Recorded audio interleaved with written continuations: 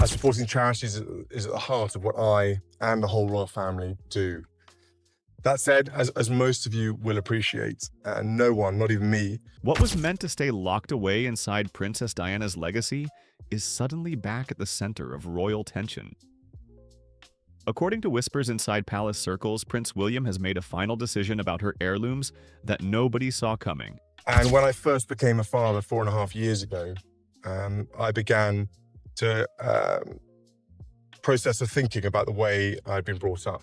And just when things seemed settled, an unexpected name, Lady Louise, has been drawn into the conversation in a way that has left insiders questioning what really changed behind closed doors. Public interest in the personal belongings of Princess Diana has never really faded. Even decades after her death in 1997, her possessions continue to attract attention, not only because of their emotional value, but because they represent a direct link to a moment in modern royal history that still shapes public perception of the monarchy today. What is publicly known and consistently reported is that Diana's personal estate, including her jewelry, letters, and selected personal items, was inherited by her sons, Prince William and Prince Harry, and held in trust until they reached adulthood. Since then, many of those items have remained within the direct family line, with occasional public appearances when worn or displayed by her sons or their spouses. Because of this, any discussion about Diana's heirlooms is usually grounded in what is already known rather than any confirmed new developments. There is no verified public reporting that suggests a formal redistribution of Diana's personal belongings beyond William and Harry. However, as with many aspects of royal history, the combination of private inheritance structures, limited public transparency, and ongoing public interest often leads to speculation, especially online, about how such items are managed in the long term and who, if anyone, might eventually be connected to them. In recent years, attention around Diana's legacy has often resurfaced during moments involving family transitions, public commemorations, or major royal decisions. These moments tend to bring renewed focus on how personal memory and institutional tradition intersect inside the royal household. Within that broader context, discussions sometimes expand beyond documented facts and into interpretive narratives about how future generations of the royal family might relate to Diana's legacy, not through legal inheritance but through symbolic association. It is within this space of interpretation that names like Lady Louise Windsor occasionally appear in public commentary. Lady Louise is the daughter of Prince Edward, Duke of Edinburgh, and Sophie, Duchess of Edinburgh, and she has grown up largely outside the intense public spotlight that follows the most senior members of the royal family. Her public image has been shaped by a relatively low-profile approach to royal life, with a focus on education, privacy, and limited official appearances. This has contributed to a perception among some observers that she represents a more traditional, understated branch of the modern monarchy. However, it is important to be precise. There is no confirmed or officially reported connection between Lady Louise and any inheritance or decision-making process involving Diana's personal heirlooms. Any suggestion of such involvement exists only in speculative commentary and fictionalized interpretations that circulate in entertainment-focused discussions. In formal terms, Diana's estate remains associated with her direct descendants, and no public documentation suggests expansion beyond that line. Still, the emotional weight of Diana's legacy means she is frequently referenced in broader discussions about royal continuity. When people talk about heirlooms, they are often not only referring to physical objects, but also to symbolism. What those objects represent, who is trusted with preserving them, and how they are used to communicate continuity between generations. In that sense, even figures who were not directly connected to Diana in life can sometimes become part of wider narratives about how her memory is carried forward in modern royal culture. In this context, any hypothetical discussion involving William naturally becomes central. As the elder son of Diana and a future monarch, William has been widely described in public reporting as someone deeply conscious of his mother's legacy. Over the years, he has taken part in several public events and initiatives connected to mental health and charitable work that reflect themes often associated with Diana's public life. Because of this, he is frequently viewed as the primary guardian of how her legacy is represented in official royal contexts. That responsibility is not only symbolic but also practical. Personal belongings connected to Diana carry both emotional significance and public interest, meaning decisions about their use, display, or preservation tend to be handled with caution. Publicly available information does not suggest ongoing disputes or new allocations of her possessions, but it is widely understood that royal estates and trusts are managed through legal and private mechanisms that are not fully visible to the public. Occasionally, discussions about royal heirlooms extend into broader questions about how the monarchy prepares for generational change. As senior members age and responsibilities shift, there is often public curiosity about how personal and historical assets are preserved. This includes not only financial estates but also symbolic objects tied to figures like Diana, whose public legacy continues to influence how the royal family is perceived internationally. Within this broader environment of speculation, fictional or dramatized interpretations sometimes emerge that explore alternative scenarios. These narratives often imagine private conversations, undisclosed decisions, or emotional conflicts behind palace doors. While these interpretations are not supported by verified reporting, they persist because they offer a structured way for audiences to engage with complex historical and emotional themes surrounding the royal family. It is in this fictionalized framing that Lady Louise is sometimes introduced as a symbolic figure rather than a factual participant in inheritance matters. In such narratives, she is portrayed as representing continuity, discretion, and a quieter form of royal identity that contrasts with the intense public scrutiny experienced by senior royals.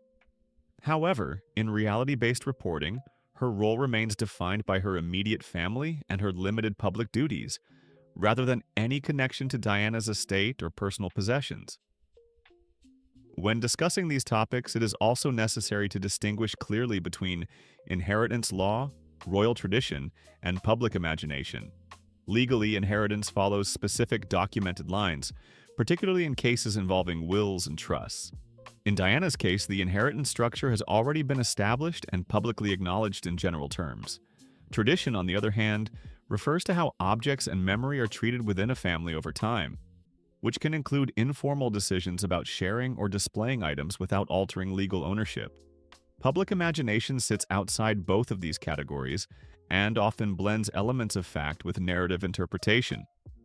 This distinction matters because the royal family operates within a highly visible environment where private decisions can easily be interpreted as public signals.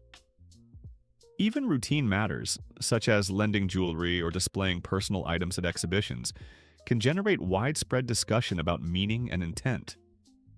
As a result, conversations about Diana's belongings tend to attract layers of interpretation that go beyond confirmed facts.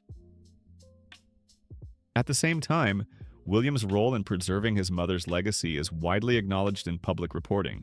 Over the years, he has taken part in memorial projects and has spoken in general terms about the importance of remembering Diana's life and work. These actions have contributed to a public perception that he holds a central responsibility in maintaining her memory within the royal institution. However, this responsibility does not necessarily extend into the redistribution of personal heirlooms beyond established inheritance lines. What remains consistent across all verified information is that Diana's personal possessions are closely held within her immediate family. Any broader claims about redistribution or new decisions involving other members of the royal family, including Lady Louise, are not supported by official records or reputable reporting. Instead, they exist primarily in speculative or fictional interpretations that explore what-if scenarios rather than documented developments. As interest in the royal family continues, especially in relation to legacy and succession, it is likely that discussions around Diana's possessions will also continue to resurface. These discussions often reveal less about new developments and more about the enduring emotional significance of her life and the way her memory continues to be woven into public understanding of the monarchy. In that sense, even when no new factual changes occur, Diana's presence within royal narratives remains active. It influences how people interpret decisions, how they imagine private conversations, and how they connect different generations of the royal family. This is why figures like William remain central to these discussions, not because of any confirmed new inheritance actions, but because of their established role in her direct lineage and the ongoing responsibility of preserving her memory in a public and historical sense. The result is a continuing overlap between documented royal inheritance, long-standing tradition, and evolving public storytelling. It is within this overlap that narratives involving heirlooms, family roles, and symbolic connections continue to emerge, even when they extend beyond what is formally known or verified. Continuing from the broader discussion of Princess Diana's legacy and how it is preserved within the royal family, it is important to remain grounded in what is publicly known. The personal estate of Princess Diana was distributed after her death in 1997 through her will, with the majority of her personal possessions, including jewelry and meaningful keepsakes, passing to her sons, Prince William and Prince Harry. These items were held in trust until they reached adulthood and have since remained within their direct ownership or control, with many pieces occasionally appearing in public through royal events or commemorations. There is no verified evidence or official reporting that suggests any formal redistribution of Diana's heirlooms beyond this established arrangement. However, discussions about legacy often evolve over time, especially within institutions like the British monarchy, where personal memory and public symbolism frequently overlap. Because of this, the topic of how Diana's belongings are preserved, interpreted, and occasionally shared tends to resurface in public conversation whenever broader questions about royal succession or generational change arise. In this context, public attention sometimes extends beyond the direct line of inheritance and begins to focus on how legacy is represented across the wider family network. This is where names such as Lady Louise Windsor occasionally appear in online discussion. Lady Louise, the daughter of Prince Edward, Duke of Edinburgh, and Sophie, Duchess of Edinburgh, is not part of the direct inheritance line of Diana's estate. There is no official documentation, legal basis, or credible reporting that links her to any decision-making process involving Diana's personal possessions. Her presence in these conversations is instead rooted in perception rather than fact. Over the years, Lady Louise has maintained a relatively low public profile compared to senior royals. She has focused primarily on education and private life, with only limited appearances at official royal events. This has contributed to a public image of discretion and stability, which sometimes leads commentators to include her in broader symbolic discussions about the future shape of the monarchy. However, these interpretations remain speculative and should not be confused with confirmed royal arrangements or inheritance structures. Within the actual framework of royal inheritance, Diana's personal items remain associated with her direct descendants. This includes jewelry pieces that have been worn by William's wife, Catherine, Princess of Wales, and occasionally by Harry's wife, Meghan Markle, at public events. These appearances have often drawn public attention because they connect present-day royal life with Diana's memory in a visible and emotional way. Importantly, these uses are understood as personal or symbolic choices, rather than indicators of any change in ownership or inheritance. When discussing royal heirlooms, it is also important to distinguish between legal inheritance and symbolic legacy. Legal inheritance is defined by wills, trusts, and formal estate management. In Diana's case, those legal structures have already been settled for many years. Symbolic legacy, however, is more fluid. It refers to how items, memories, and meanings are carried forward through time, often shaped by personal decisions, public appearances, and institutional storytelling. Much of the public fascination with Diana's belongings comes from this symbolic layer. Her jewelry, letters, and personal effects are not only valuable in a material sense, but are also seen as representations of her personality, her public role, and her emotional connection to her children. This is why even small appearances of her items can generate widespread attention and renewed interest in how her legacy is being preserved. Within this broader environment, hypothetical or fictional interpretations sometimes emerge, particularly in entertainment-focused media.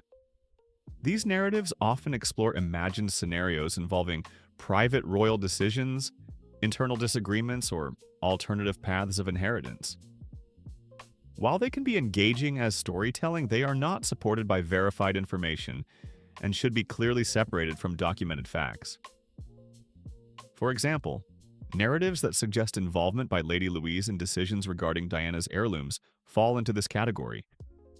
There is no evidence from official records, reputable journalism, or royal communications that she has been involved in any discussions about Diana's estate. Her role within the royal family is defined by her immediate family connections and her limited public duties, rather than any association with legacy assets from previous generations outside her direct lineage. In contrast, Prince William does play a clearly defined role in shaping how Diana's legacy is publicly represented. As her eldest son and a senior member of the royal family, he has frequently participated in public events and initiatives that reflect themes closely associated with Diana's life, including mental health awareness and charitable engagement. These activities are widely interpreted as part of his ongoing effort to honor her memory in a modern context. However, even within William's role, there is a distinction between symbolic representation and legal control of personal heirlooms. The legal ownership of Diana's belongings remains with her designated heirs. William's public role in preserving her legacy does not imply discretionary control over redistribution to other members of the wider royal family. Instead, his influence is more visible in how her memory is represented in public life, exhibitions, and commemorations. As the royal family continues to evolve, questions about legacy management often arise naturally. These questions are usually not about specific changes to inheritance, but about how historical figures are remembered and how their personal effects are treated over time. In institutions with long histories like the monarchy, objects tied to significant individuals often take on a dual function. They are both private possessions and public symbols. Diana's belongings are a clear example of this dual role. When items connected to her are displayed, worn, or referenced, they carry emotional significance that extends beyond their physical form. This is why they continue to be discussed so widely, even many years after her death.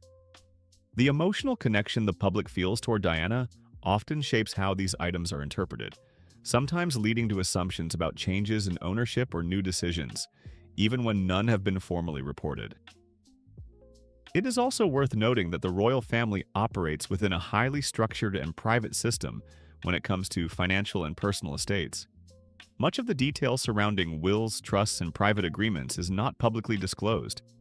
As a result, gaps in public information can sometimes lead to speculation, especially when combined with the enduring public interest in figures like Diana. Despite this, the available facts remain consistent. Diana's estate was distributed according to her will. Her sons are her primary heirs. There is no verified record of redistribution beyond them. Any suggestion that additional members of the royal family, including Lady Louise, have been formally included in inheritance decisions is not supported by credible evidence. Even so, public narratives often extend beyond verified facts because they are shaped by emotional and cultural interest rather than legal documentation. Diana's legacy is particularly powerful in this respect because she remains a deeply influential figure in modern royal history. Her life, public work, and personal story continue to be referenced in discussions about the identity and direction of the monarchy. This is also why William's role continues to attract attention. As the next in line to the throne, his relationship to Diana's memory is not only personal but also symbolic of continuity within the institution. His public actions are often viewed through the lens of how they connect past and future generations of the royal family. However, this does not extend into confirmed redistribution of personal heirlooms beyond established inheritance. Lady Louise, meanwhile, remains largely outside this narrative in official terms. Her life has been characterized by relative privacy compared to senior royals, and she has not been involved in public-facing royal decisions related to legacy assets. Any inclusion of her in broader inheritance narratives is therefore interpretive rather than factual, often reflecting storytelling choices rather than documented events. As discussions about the monarchy continue in public spaces, especially online, The blending of fact and speculation remains common. Stories involving hidden decisions, emotional confrontations, or unexpected inheritance shifts tend to attract attention because they add drama to otherwise private and legally structured processes. However, it is important to maintain clarity between what is known and what is imagined. The known reality is straightforward. Diana's estate was distributed to her sons, and those arrangements remain in place. The broader interpretations that circulate in media or online storytelling are separate from that legal foundation.